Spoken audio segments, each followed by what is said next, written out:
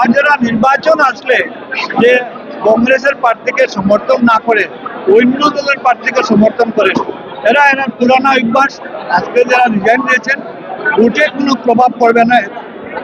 আজকে আমরা মূলত আজকে ওয়ার্কার্স করছি সোনায় 244টা বুথের বুথ প্রেসিডেন্ট, বুথের জেনারেল সেক্রেটারি, মন্ডলের প্রেসিডেন্ট এবং মন্ডলের ভাইস প্রেসিডেন্ট, মন্ডলের জেনারেল সেক্রেটারি, ব্লকের প্রেসিডেন্ট, ব্লকের ভাইস প্রেসিডেন্ট, ব্লকের জেনারেল সেক্রেটারি, আর সোনাই সমষ্টির অন্তর্গত শিলচর জেলা কংগ্রেসের যারা পদাধিকারী আছেন এদেরকে নিয়ে, আর যত পিআরআই মেম্বার আছেন ইলেক্টেড, জেলা পরিষদ, এপি সদস্য, পঞ্চায়েত, এদেরকে নিয়ে আজকে এবার মূল সভাটা আছে। আজকে কংগ্রেসের যে সোনাই যেটা কংগ্রেসের দুর্গ, আর এটা আজকের যে ওয়ার্কার্স মিট থেকে বোঝা গেছে যে প্রত্যেকজন কর্মীরা একজনও কোনো শারীরিক অসুবিধার কোথাও পেয়েও একজনে অ্যাবসেন্ট করে দেয়, সব প্রেজেন্ট হয়ে। তাদের লক্ষ্য একটাই যে আগামী যে নির্বাচন হবে ওই নির্বাচনের দলের প্রার্থীকে নির্বাচিত করা, তাদের একটাই লক্ষ্য।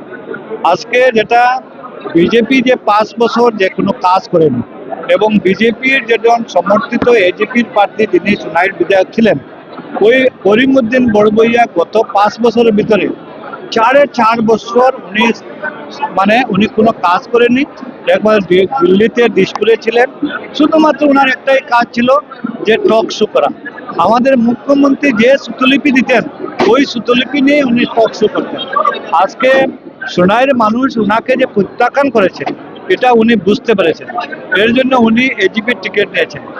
উনি ইউডিএফ এর ক্যান্ডিডেট ছিলেন, 72,000 ভোটে জিতেছিলেন। ইউডিএফ দলে কি ভুল কাম করলো যে ইউডিএফ এর দলের টিকিট নিয়ে উনি খেলছেন না? মানে জানেন উনি যে গত 2021-এ ইউডিএফ এর কোনো ভোটার ছিল না, কংগ্রেসের ভোটে উনি জিতেছিলেন। আর কংগ্রেসের ভোটে জিতে বিধায়ক হয়েও কংগ্রেসের এপিদেরকে রিজাইন দিয়ে ইউডিএফ এ নেওয়ার চেষ্টা করেছিলেন, নিয়েছিলেন। এর জন্য ওই ক্ষোভটা কংগ্রেসের ভোটারের মনে আছে। এর জন্য এইবার আপনার কংগ্রেসের প্রার্থী আমি আছি, দল আমাকে ক্যান্ডিডেট করেছে।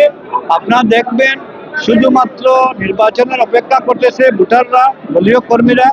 ভোট আসলে প্রায় 1 লক্ষ ভোটের বেশি পাবো, আমি 1 লক্ষের অধিক ভোট পাবো। কারণ কংগ্রেসের দুর্গ যে একটা সোনাই, গত লোকসভা ইলেকশনে এটা বোঝা গেছে। সূর্যকান্ত সরকার ক্যান্ডিডেট ছিলেন, হেরেছেন, কিন্তু সোনাইতে 94,000 ভোট পেয়েছেন।